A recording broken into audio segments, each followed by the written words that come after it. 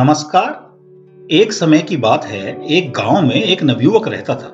वह बहुत धार्मिक प्रवृत्ति का था। युवक अपने माता पिता की इकलौती संतान था, इसलिए उसके माता पिता का उससे बहुत स्नेह था।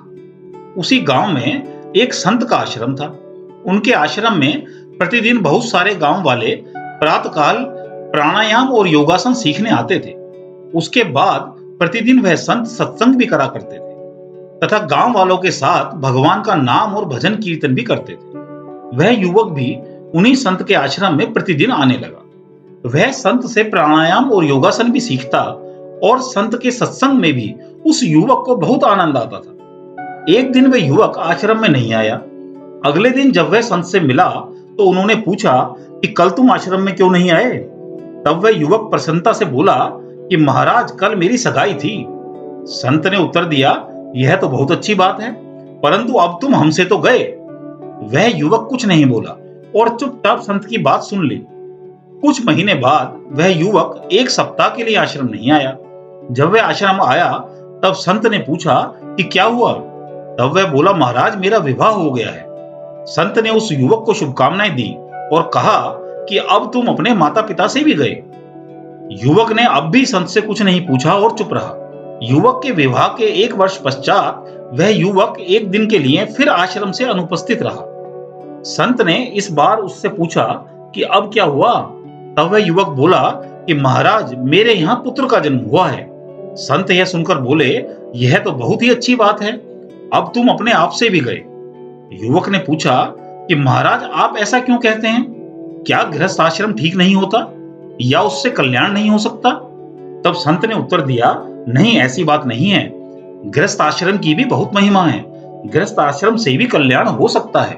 उस युवक ने पूछा, तब आप ऐसी बात क्यों कहते हैं? संत ने उत्तर दिया कि जब तुम्हारी सगाई हुई थी तब मैंने कहा था कि तुम हमसे तो गए।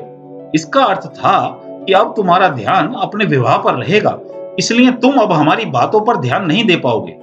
जब तुम्हारा विवाह हुआ तब मैंने कहा कि अब तुम माता पिता से भी गए। इसका अर्थ था कि अब तुम्हें अपनी पत्नी का भी ध्यान रखना होगा, इसलिए जितना ध्यान तुम पहले अपने माता पिता पर रख पाते थे उतना अब नहीं रख पाओगे। और जब तुम्हारे घर पर पुत्र का जन्म हुआ तब मैंने कहा कि अब तुम अपने आप से ही गए। इसका अर्थ था कि अब तुम अपने सुख चैन की परवाह किए बिना अपनी संतान को सुख पहुंचाने की चेष्टा करोगे, इसलिए तुम्हारा ध्यान अब स्वयं पर भी नहीं रह पाएगा। गृहस्थ आश्रम तो एक ऐसे मार्ग की तरह है जो शहर के बीचों बीच से गुजरता है। वहां बहुत चहल पहल होती है तथा मन को आकर्षित करने वाले सभी पदार्थ उपस्थित रहते हैं। फिर भी जो उस मार्ग पर चलता हुआ भी रुकता नहीं है और आगे निकल जाता है, उसका भी कल्याण हो जाता है। और संन्यास आश्रम उस बाहरी मार्ग की तरह है जो मिलता तो उसी मार्ग में है, परंतु वह शहर के बीच से न जाकर शहर के बाहर से ही होता हुआ कल्याण के उसी मार्ग पर जा मिलता है। गृहस्थ आश्रम में रहते हुए मनुष्य के मोह में पड़ जाने की अधिक आशंका रहती है। वह युवक बोला कि महाराज, ऐसा नहीं है। मेरा परिवार और मेरे सगे संबंधी बहुत अच्छे हैं और मुझ पर जान छिड़कते हैं। मेरे माता पिता, मेरी पत्नी, मेरे पड़ोसी, सभी को मैं बहुत प्रिय हूं। संत बोले कि यही तो मोह है, यह सब केवल बाहरी दिखावा है। वास्तव में हमारा परमात्मा के सिवाय कोई नहीं। वह युवक बोला कि महाराज, यह बात मुझे जचती नहीं है, कृपया कर निवारण कीजिए। संत ने कहा कि ठीक है, यदि तुम इतना आग्रह करते हो तो तुम्हें भी इस सत्य के दर्शन करवा देते हैं।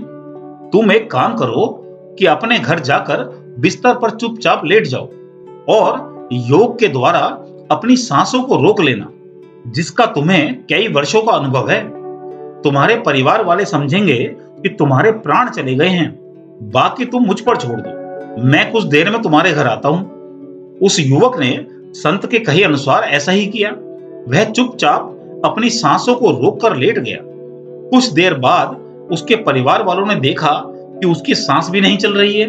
घर में कोहराम मच गया तथा रोना पीटना मच गया। उपचार की व्यवस्था की गई, परंतु सभी क्रियाएं निष्फल रही। तभी किसी ने कहा कि आश्रम वाले गुरुजी को बुलाओ, शायद वही कुछ कर पाएं।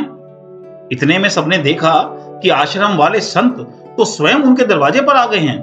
सभी ने कहा कि देखिए गुरुजी, आपके शिष्य की मृत्यु हो गई है, आप ही कुछ कर सकते हैं, कुछ भी करके इनके प्राणों की रक्षा कीजिए।